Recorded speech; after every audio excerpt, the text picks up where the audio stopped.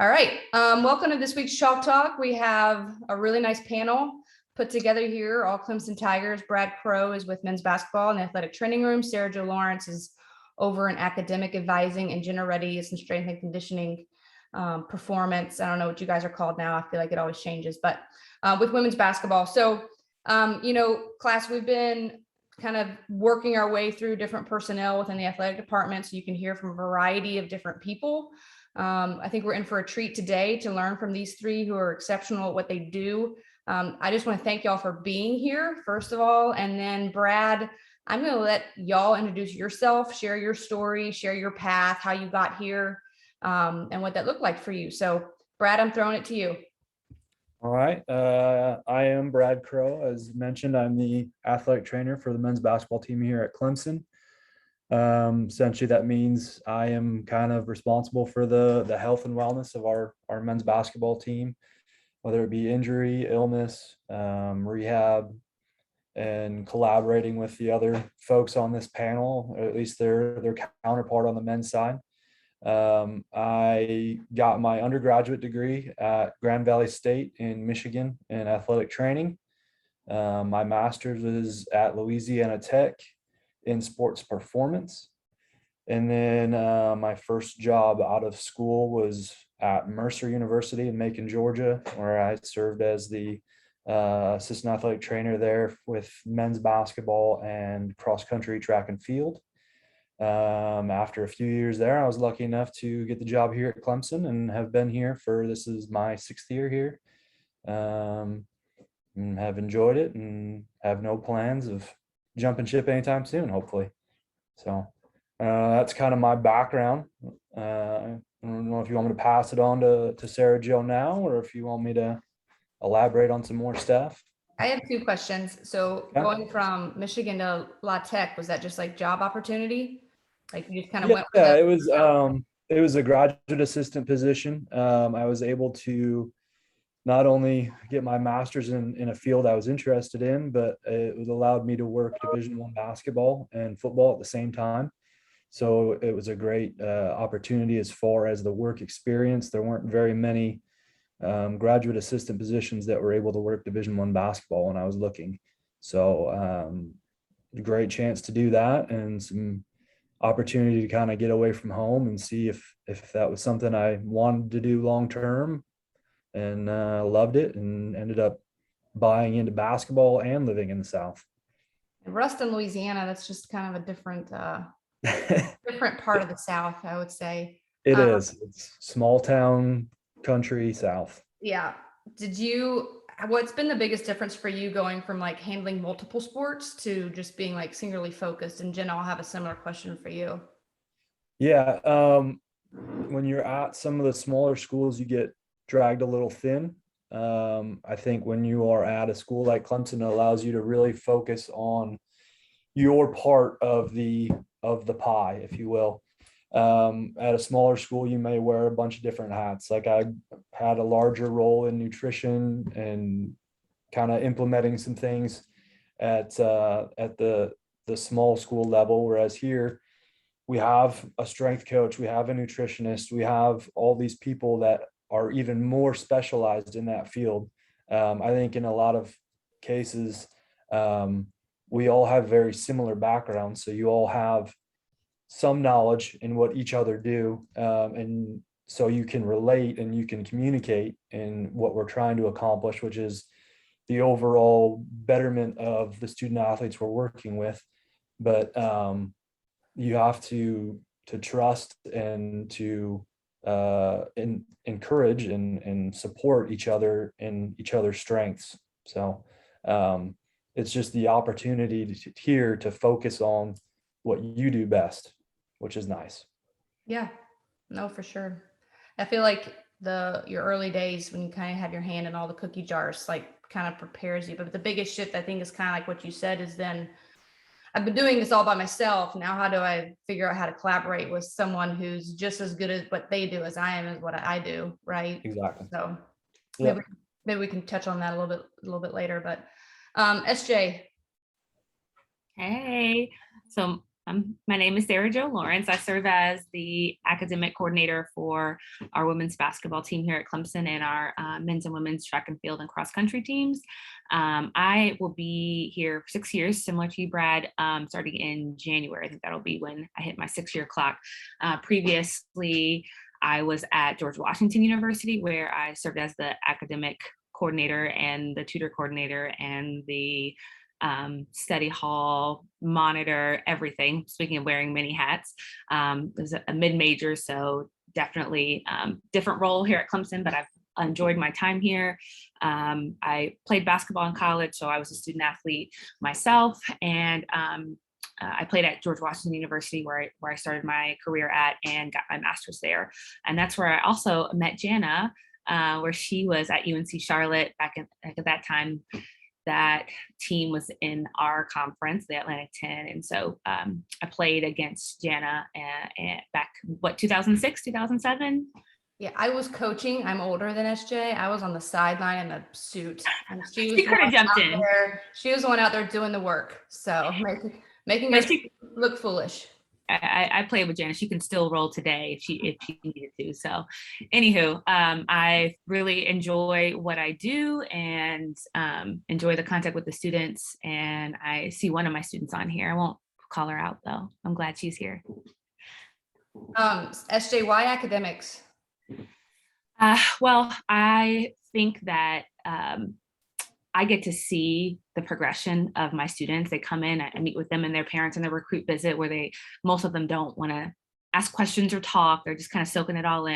And then I get to see them all 4 years grow. I get to go through their highs and their lows with them. And a lot of the times I had the perspective where I see people at their lowest, but I also know that the highs are coming, but sometimes they can't see it. Maybe freshman year, they're not playing or they're suffering through an injury or something. And I just know the best is yet to come, but sometimes they don't know that and they don't believe it. So I get to speak positivity and speak life into them and let them know that there's going to be ups and downs. And you just have to try and keep yourself right in the middle. So I just enjoy the progression and seeing them grow into young women and young men. And a lot of times I stay in contact with them throughout their lives. Just this weekend, I was with a couple that graduated, 3 years ago, and they're working and being successful in life. And we just laugh about those moments that, they want to forget about it. I still remember. And so I just enjoy being a small part in my students' journey from really young adulthood to becoming full-fledged adults as they leave at around 21, 22. Some are 24 and 25 now that we got this extra year. But, anywho, I really enjoy just seeing them grow. How lucky they are to have you, someone who's been in their position, like the athlete juggling it all too. I think it has to be really helpful that you can speak to that with them. So, yeah. But yeah, and your positivity all the time. Like the few times we've played pickup, like I want to be on SJ's team because like, we're going to go, like we're just, you don't have a choice. So, all right, Jenna, what you got? I'm Jenna Reddy, Director of Strength and Conditioning with Just Women's Basketball. I've been here since just June. So I guess coming up on, 4-5 months. I'm just a strength coach, so I can't add quick. So I previously was at exact same role at Wake Forest University with Just Women's Basketball. My title was Director of Sports Performance. Basically, I always say my journey, the reason I'm here is because I was a former student athlete. I played women's lacrosse at Queen's University in Charlotte. And I just had an unbelievable experience. I feel so lucky that I had just a positive experience throughout my entire time at Queen's. And it really brought me to exactly where I am and why I want to stay in coaching and sports. So I can kind of give that similar experience to student athletes as well. I studied exercise and sports science in my undergrad. I kind of had a unique situation right when I graduated from Queens. I actually had an opportunity to be an assistant coach there in strength and conditioning right after graduation. I was having a hard time finding GA spots for strength and conditioning. They're really hard to find, or they used to be a lot harder to find. There just wasn't a lot available. A lot of them didn't give like full tuition. So that was my original goal. And I kind of didn't luck out and find anything. So Queens offered me a position to stay and be an assistant strength coach, which was pretty hard, but a really big growing experience, because I went from being a lot of these athletes' peer to now a coach that they had to listen to. So I always think that was the best thing that could have happened to me, because it made me mature and grow really fast. And I also think that's what allowed me to kind of go along this path in my career pretty quickly compared to some other people. But then after that, I knew I had to get my master's just if I wanted to continue to move along and get other positions. So I was a GA at Lenore Ryan University for strength and conditioning. Got my first full-time job after that at Winthrop University, which is like a mid-major school in the Big South in Rock Hill, South Carolina. And then my first, really big job where I was a director was at Wake Forest, where I was previously, and I was there for about a little over 3 years. So yeah. So what were the biggest changes for you? I mean, obviously you had different roles, but what sports were you overseeing? Like, how did the shift, like, when did you know you wanted to be basketball specific? I always had, before Wake, I was always at mid-major schools. I mean, or Division II schools. So it was kind of like what Brad was saying. I had 7 to 8 teams everywhere I was, but that was like the best thing ever. I always say I wish every strength coach could get that experience, because it makes you work with multiple athletes. It makes you have to work with multiple coaches, different types of coaches, different types of athletes, all different perspectives on what the weight room is, what training looks like. You have to communicate your message in a million different ways so it gets across. And so it was really beneficial to do that. But I think as you move along in your career, you figure out what you think you would like, what the end goal would be. And my first internship ever was actually at UNC Charlotte with men's and women's basketball. And I loved it because I was just with those 15 athletes on each team. And I kind of got to see how big of an impact their coach had, and how their strength coach was involved in everything. It wasn't just the weight room. And that was really important to me because, like I said, as a student athlete myself, I knew how big of an impact coaches can have in things outside of just practice or the weight room. So I wanted to have the ability to do things other than, just see them for an hour a day in the weight room and then not see them until we left 2 days later. So seeing that basketball had that opportunity more than any other sport, just kind of pushed me to continue to kind of be an expert in that area, and find a way to be in a position where that is my only team. Well, I think it's great that athletic departments are starting to realize too the need for sport specific positions, right? So I think Clemson does a really good job with that. What I'd like to kind of hear, because what we're talking about is, I mean, I feel like this group of y'all used to be referred to as kind of like support staff, right? And I don't like that term. That's why we're saying essential, because I mean, SJ, who knows how many players would or would not graduate, right, without your love and care and support and knowledge and health wise injuries, what you and Jenna, the strength, the weight room and the training room working together, right? So what do y'all see like your role being within your the student athlete's life, or within the staff dynamics that you're a part of? I guess I'm supposed to go first again. I think there's your specific role, which is your job title. For me, the athletic trainer, but then you're also kind of how Sarah Jo had touched on, you're a person that these student athletes can come to about their life outside of work, or outside of school and athletics. There's somebody that you can come talk to about, I'm going through this experience, and you might be able to pull back and look at, well, you're going through this, and I've seen athlete X go through this before when they were a freshman or they were a sophomore, and look at them now, or something along those lines. So you have, as you kind of continue to go on, you gain experience and in seeing these things, and you can pass that on to some of these younger student athletes. And sometimes coming from someone that isn't their coach, sometimes that makes it ring clear for them a little bit more so. But then from one staff member to another, it's something you can bounce ideas off of. I'll go to our strength and conditioning coach and I'll ask him, hey, we've got this going on. I want to try to get stronger in this area. What kind of stuff would you suggest, or what kind of stuff do you kind of do? And he may come in and ask me, hey, what are the limitations? What do we need to avoid with this injury? And then even on the academic side, I'm always in conversation with our academic folks on the men's basketball side, communicating, hey, this person is sick. Hey, this person has a doctor's appointment. And then even obviously to the coaches, you need to be reporting injuries, illnesses, but you may also even point out, hey, this athlete mentioned that he's got something going on at home. You guys might want to check in on him and see what's going on. Because sometimes being in an athletic training room or a weight room, a lot of times you may be available and hear things that maybe a coaching staff isn't able to.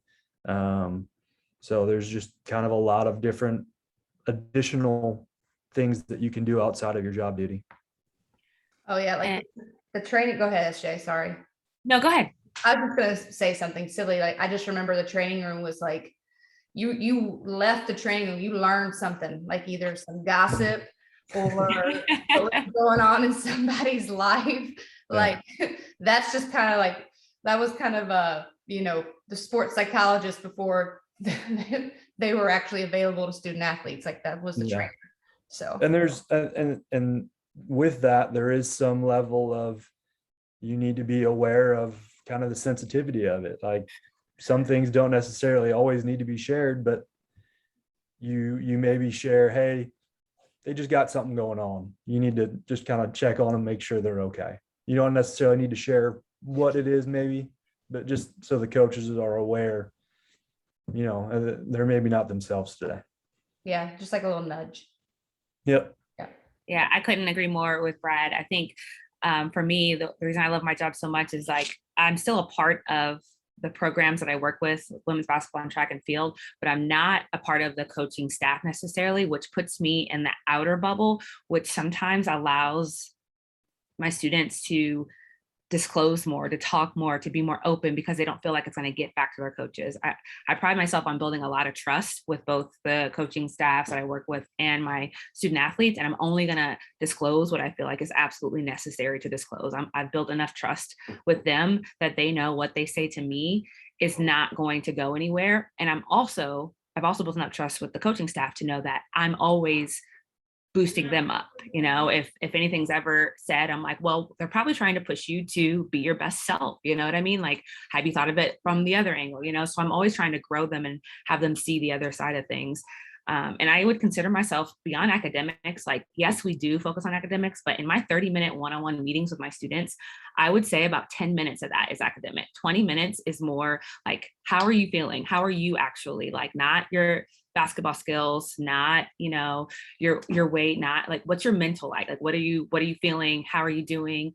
And then I kind of put them in touch with people they need. So I've referred people to sports psychologists. I've referred people to mental health individuals. I've referred people to the Career Center because they're not sure what they want to do in life. I've walked people over to student athlete development and said, you need an internship next semester. Let's start talking about it. So I kind of see where my students are at. And I'm like, what can I do to grow you, to help you reach the goal that you have for yourself? And some people are literally just trying to stay eligible. And that's where they're at in that moment. And that's fine. And I'm going to do everything I can to make sure you're eligible. But some are trying to think of, what is my future going to look like? How can I get here? And I'm like, well, let's have some informational interviews. Like, who do we know that does that work? How can we talk about like what they do day to day so that you know what you're getting into? So I really, and it's interesting because one student I might meet with at 11, that really is the bare minimum. And then at 11:30, I have another student who's like looking to do all these things. So I just have to switch gears and, make sure I'm helping each individual meet or really exceed their goals. And just trying to make sure that I'm checking on them, right? Because think about it, they're being pulled in so many different directions. They've got all the people on here, their athletic trainer, their strength trainer, their coach, their individual coach, their academic coach, their head coach, and they're all wanting things from them, right? And so I'm like, how are you as a person doing? I just want to know how you're doing.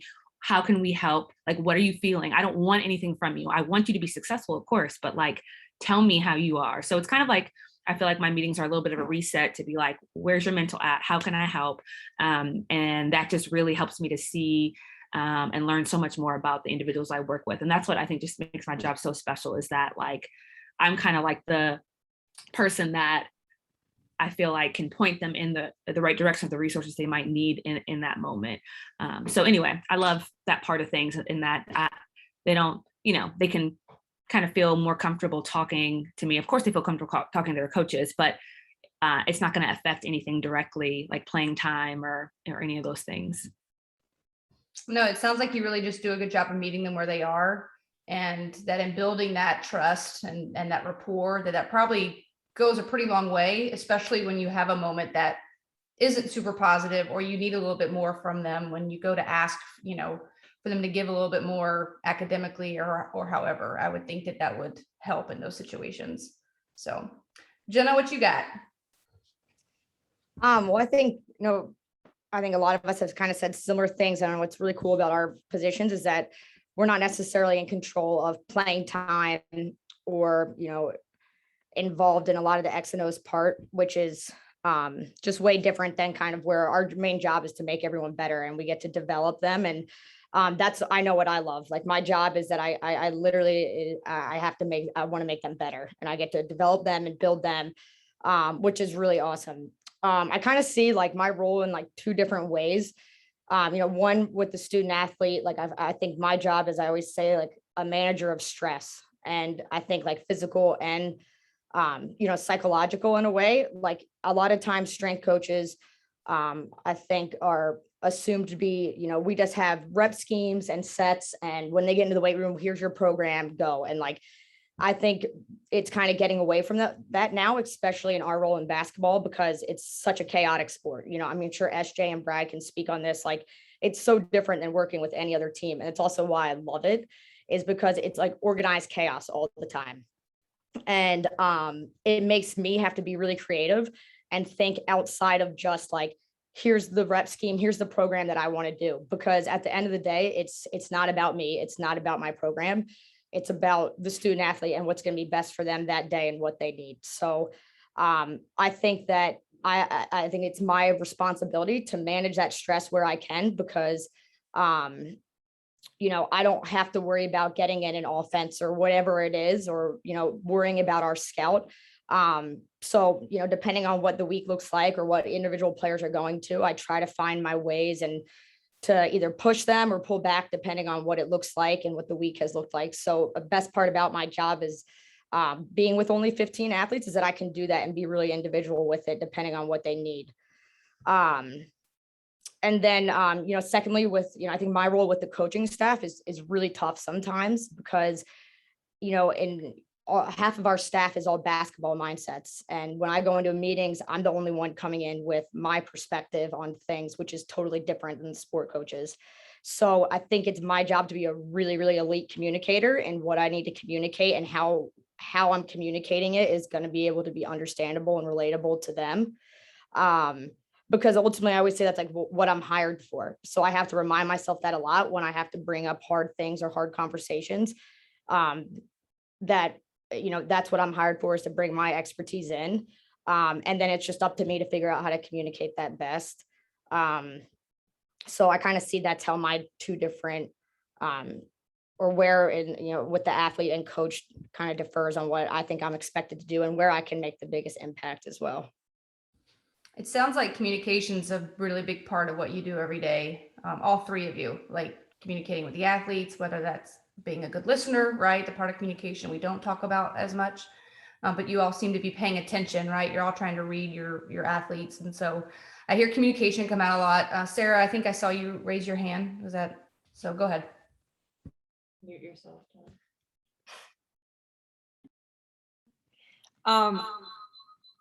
Whoa.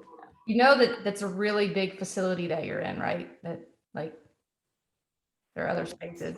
We just can't get enough of each other, so we just wanted to we had to do this together too. No, I get it's fine. That's servant leadership right here. I'll leave. All right, Okay. Jenna.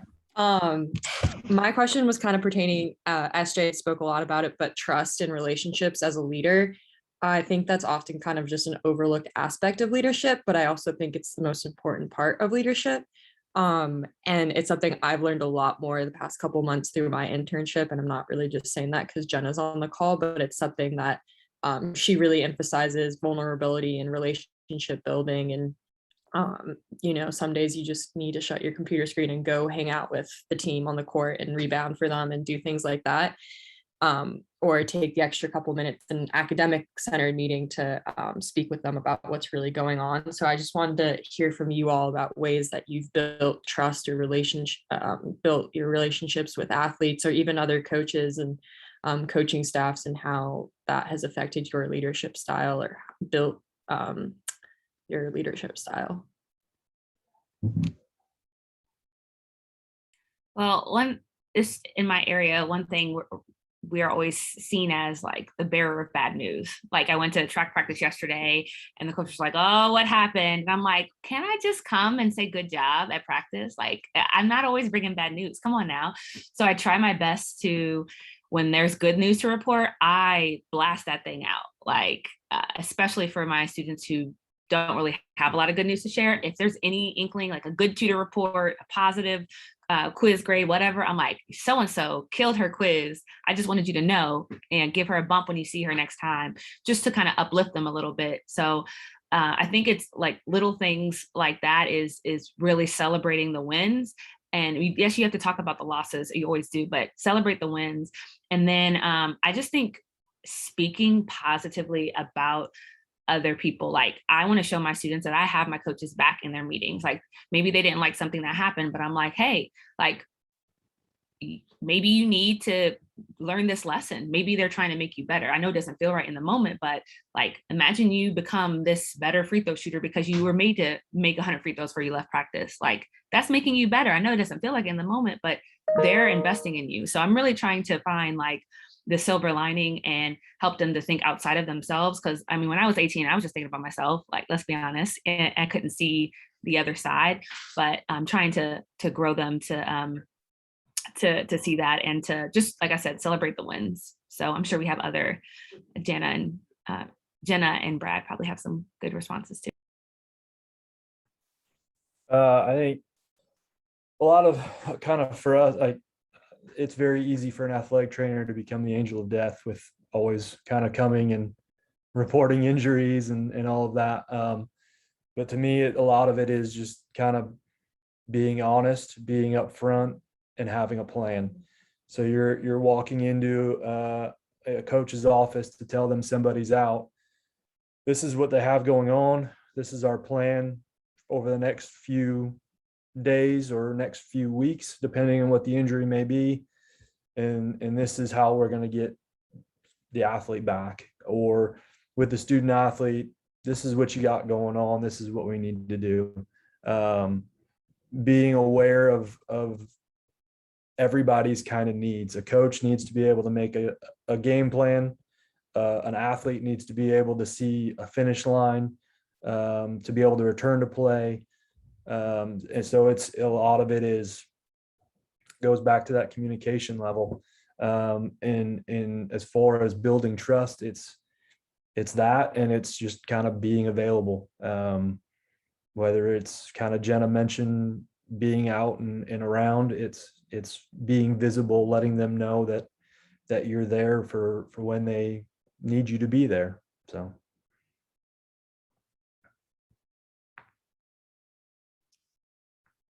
Sorry, may have to repeat the question a little bit. Just, I was walking out of your office when, yes. Yeah, sorry about that. Basically, my question kind of revolved around relationships and vulnerability and how you build that as a leader with just your players as well as coaching staff, and how it affects your leadership style. Yeah, I think as I got older and moved along in my career, I kind of found out and figured out that that's really, really essential. Especially sometimes being a female, I think in in my role, I've worked with male teams in the past, and I think being vulnerable and also just being really authentic yourself goes a lot farther than trying to be someone you're not. I think when I was young, I thought, half the people I work, actually everyone I've ever worked for was a male. So everyone I saw in my role, I never really worked for a female besides when I was an intern briefly. I saw kind of how they coached and what they did, and I felt like for me to be successful, that's what I had to do and how I had to sound and how I had to run weight room sessions.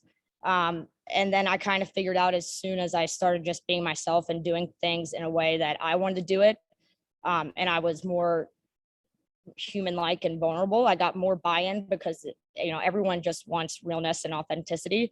So I try to emulate that in everything I do now, just because that's what I want them to be able to give to me. So I think it's really important to, if you want that from your athletes and you want that in your relationships, then you have to be the example and show it. So I would say a lot of my leadership is kind of centered around that. And then also being vulnerable in a way where you're not afraid to ask others for help, I think is super important. Like I ask our athletes for feedback all the time. And I think at first they almost get nervous telling me it, but it's because I genuinely want to know and listen and hear. And then being vulnerable and that when you mess up or make a mistake, I think that's super important because then now others are going to feel more comfortable to make mistakes or own up to when they make mistakes. I'm the first one, I tell them all the time, like, if I explain something poorly or instead of right away, if they're doing something incorrectly, being able to say that you might have not explained it well, goes a lot farther, and then also shows them that they're allowed to own up and say similar things in a safe way and safe place. Really good question, Sarah. I mean, I think the other side of trust that we don't talk about as well, and I agree with everything that y'all have said, is like also being an example of extending trust. Like we all kind of go around trying to build trust from being the one that can be trusted. But what if we're the ones who's doing the trusting, right? And like, what does that look like? And extending that to athletes first, right? And letting them know, like, I'm giving this to you, right? It's not something that you have to earn with me. Like, I'm going to give it until maybe you show me this was a good idea or not a good idea, right?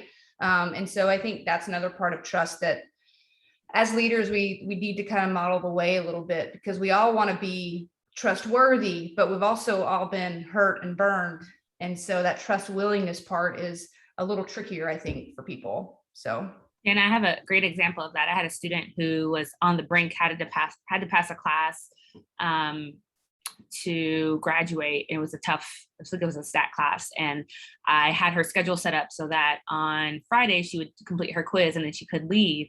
Well, it was her birthday Friday and she was promised she would get it done, promise. And I said, look, I'm giving you this opportunity because you've earned it. You've done everything I've asked for you. But if you don't complete this, then I can't trust you the next time that you will get it done, because this is the time I'm asking you to get it done and I need you to. Well, of course, Monday came around and she had attempted it, meaning like she logged on to the quiz, didn't actually do it, and ended up getting like a 2% or something like that. So she was like, I did it. And I'm like, that's not showing me that I can trust you. So every time she asked for more grace later, I said, I explained that this was, the barometer that you had, like you were going to show me that I could trust you and you didn't. And so I didn't give her the trust from that point on. And she understood why, and she knew. So it was one of those things where it was a learning experience and she understood my style. It was like, I'll give you as much as you can handle, but you showed me that you couldn't handle this. So that's a good point in that early in my career, I did not really give them that option. It would be a hard no, but she probably learned a lesson to know, like, okay, I didn't follow through this time, and this is why the consequences are more harsh the next time. So, and she probably learned a whole much more from that scenario rather than you just holding her hand and being there in the room, making her take the quiz, right? So, so while we're kind of talking about leadership, I would love to hear you, and Jenna, you kind of started on it a little bit. I mean, unless Kiki or Caitlin has a question, but I haven't seen a hand or anything, but how would you describe your own leadership? And we can I'll make this a free for all. how do you lead yourself? How would you describe your leadership style? And then what are some of the things that have shaped that along the way for you? Whether that's, you don't have to name names, but it's people or things that have happened or whatever. But just your leadership. I think personally, I'm more of a kind of lead by example type. I'm somebody that would rather be kind of in it with the people that I'm so-called leading. Want to show that I'm not afraid to do the stuff that I'm asking. And I feel like if I show that I'm willing to do those things or can do those things, then it shows maybe a student worker or an athlete or whoever that I'm not asking something crazy. And so there's that level of, I think, trust in that I'm not going to ask you to do something that I wouldn't do myself. And for me, a lot of that just comes from you see sometimes some leaders that can be a little bit wild, maybe not as good of a leader in some definitions. And you get people that are below them or following them that feel a little bit disgruntled or a little bit like the leader doesn't really understand what they're going through because they're maybe disconnected from what the task is that they're being asked of. So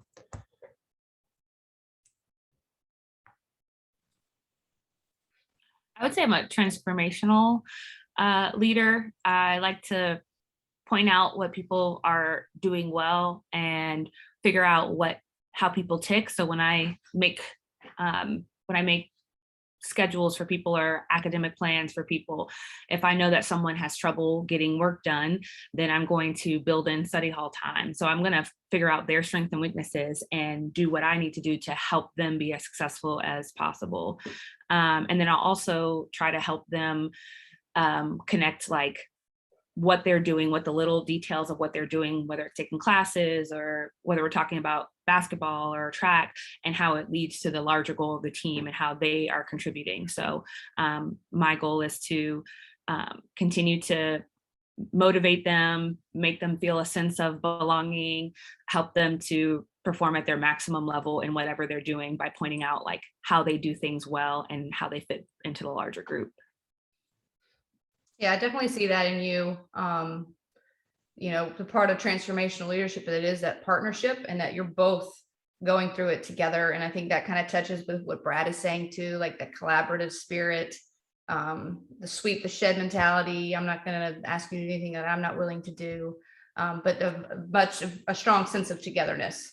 So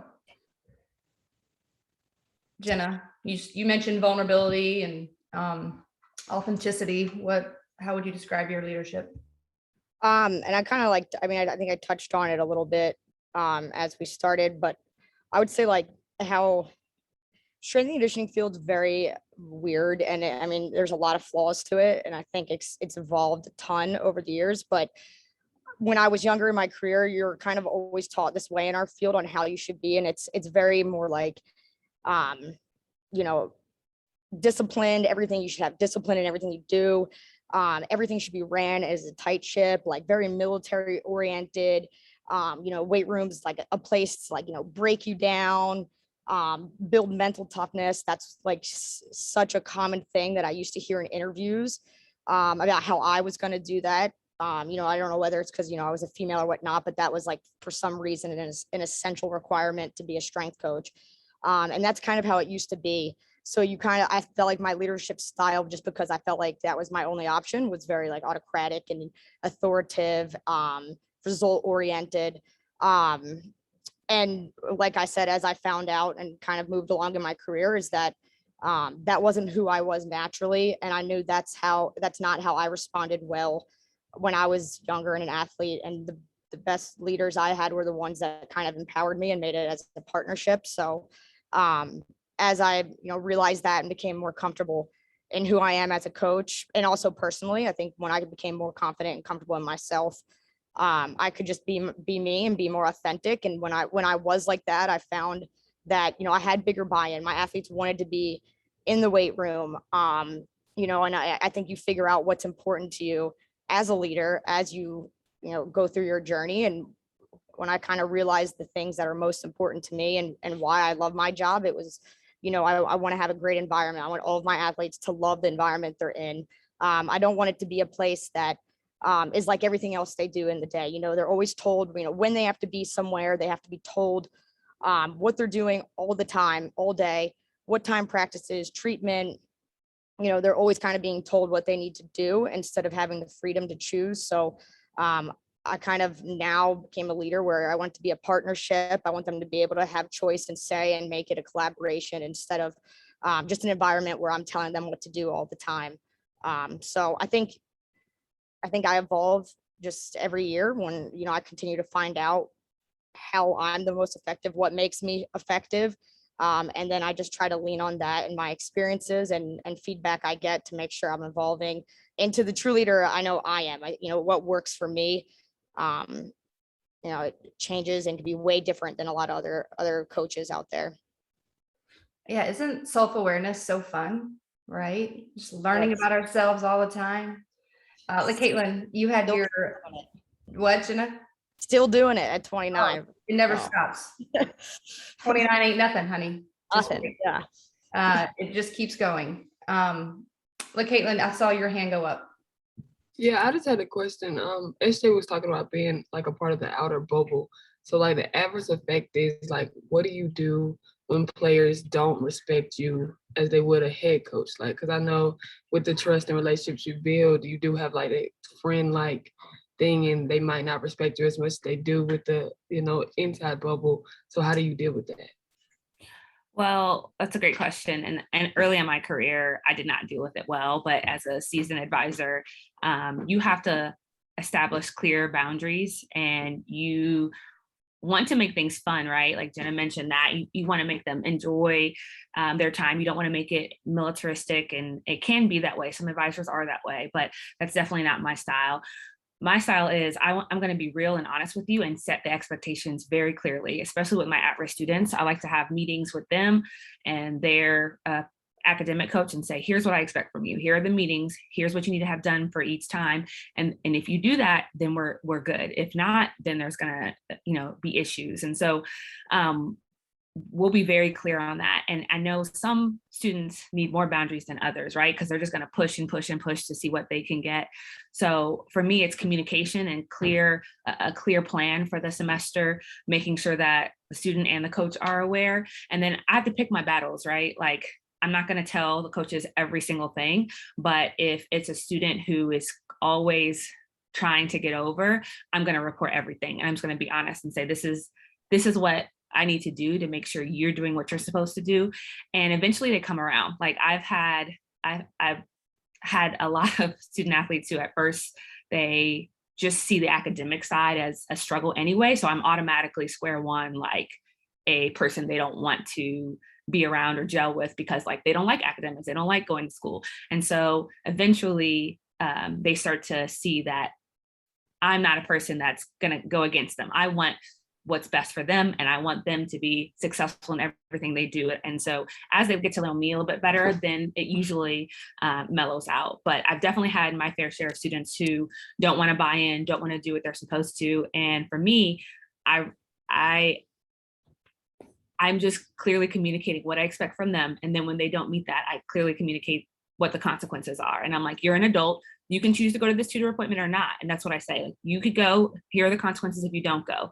I'm just letting you know. I'm not judging you either way. I'm not going to be mad at you tomorrow. You choose what you want to do. So to answer your question, it is being on the outer bubble. You kind of have to decide if you're going to be that advisor that lets them get away with everything and then they disrespect you, or if you're going to be that advisor that's going to report them and tell them the expectation in the beginning and be like, this is what I expect from you. When you don't do that, it's going to be reported and you're going to have consequences, but I'm not going to judge you after. We're still going to be cool after, but you have to understand there's consequences to every decision. And I think that's important because in life, like we all know, you don't pay that bill, your credit report gets hit. You don't do what you're supposed to do, you know, you don't park in the right spot, you get a parking ticket. So if I feel like I'm a strong believer in, if I'm just letting them get away with everything here, they're getting the wrong message about life in general. Like that's not how it works, unfortunately. But I'm going to love them through it, right? Through each consequence, I'm gonna be like, look, this is what happened. How can we learn from this next time? I don't want to see you have a 6 a.m. I don't want to see, that doesn't bring me any enjoyment. I hate when you get in trouble. I don't want that for you,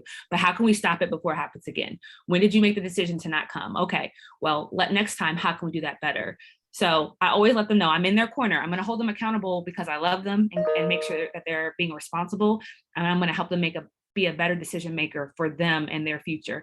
They're of course going to be mad at me. It usually lasts 24 to 48 hours and then they're back in my office chit chatting. So that's kind of my style, and every advisor is different. I do have like coworkers that are like super hardcore, like no, I'm not that way. I'm also not the one that you can walk all over me and you know, you don't have any consequences. So I feel like I'm right there in the middle where it's like, you know, a really responsible student who happens to be late one day, I'm like, we're good, you know, but if you're pushing boundaries and always testing and always trying to get over, sorry, you gotta learn the lesson. I think that Caitlin, the biggest thing, and it's like, because you're young, you're getting started in your career, is like consistency goes a long way. So whatever it is, like wherever you land with that style, like people will respond to consistency. The student athletes will respond to consistency. They won't respond to you coming in one day and you're like laying down the law to the next day wanting to give them hugs, right? Like your style in a very consistent way. I just think about getting started as an assistant coach, and you know, that was, I wasn't the most consistent. And so figuring out your style and who you are and just trying to be that way all the time. Kiki, did you unmute yourself? Yeah, I don't know how to do the raise hand thing, but my question was for SJ. You talked about how you just spend like 20 minutes of the individual meeting asking how a person's day is going. I know you were a student athlete, basketball specifically.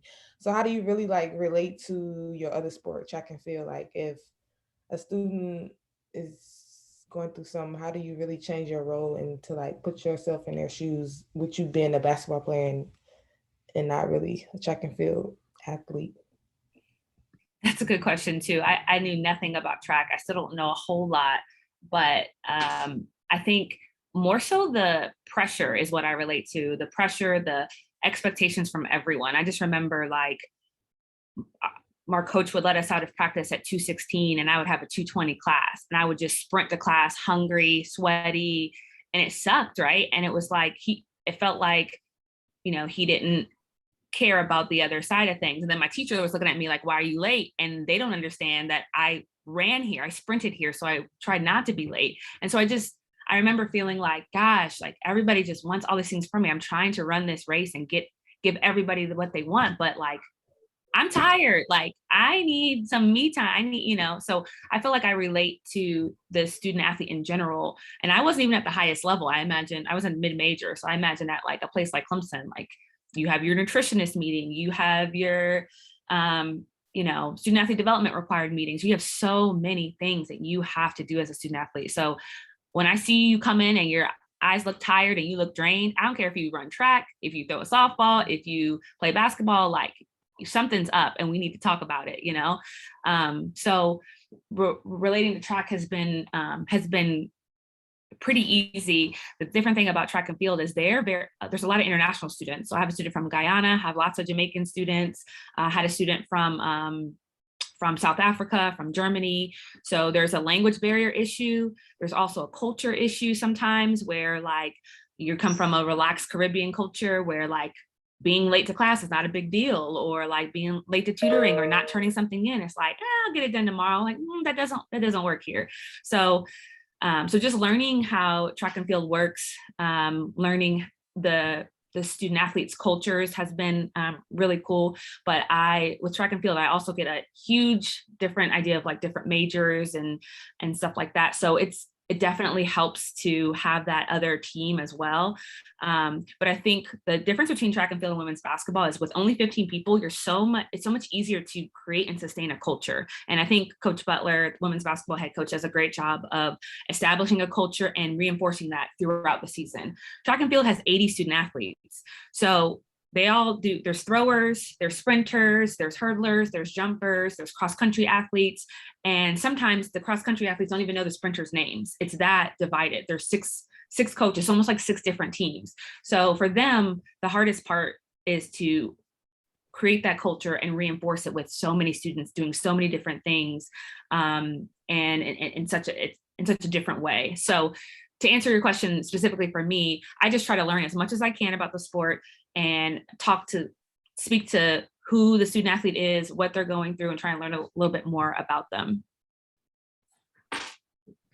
I would imagine too, with track and field being a little bit more of an individual, like scheduled sport, like that would present some challenges too, versus like a team sport where they're practicing at the same time together usually, right? So guys, we're about up on an hour. I mean, we could keep talking. I'm glad each of the students were able to ask a question. I really appreciate your time and just sharing little tidbits that you've learned along the way. We're very thankful for what you do for Clemson. So appreciate you carving out an hour with us. So unless someone else has another question, I'll go ahead and wrap this up. Are we good? Okay. All right. Thanks, everybody. I really appreciate it. Have a good day. Thanks, Thank Anna. you. Yeah. Thank you. Guys. Bye.